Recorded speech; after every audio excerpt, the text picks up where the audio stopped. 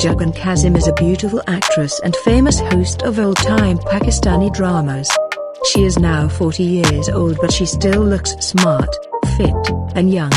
Because she has admitted in numerous interviews that every woman must stay young and fit at any age. You will know that Juggan Kazim has got married to Faisal Naqvi for the second time, and their first marriage, unfortunately, ended in divorce. She has given up acting in dramas and is now seen making videos on YouTube or hosting a morning show.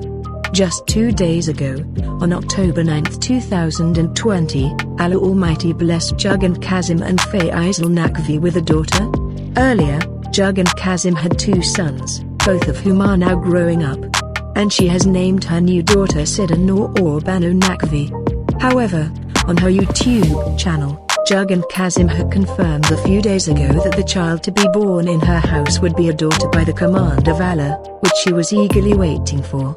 Juggan Kazim shared the good news on her Instagram account and thanked her fans for their prayers.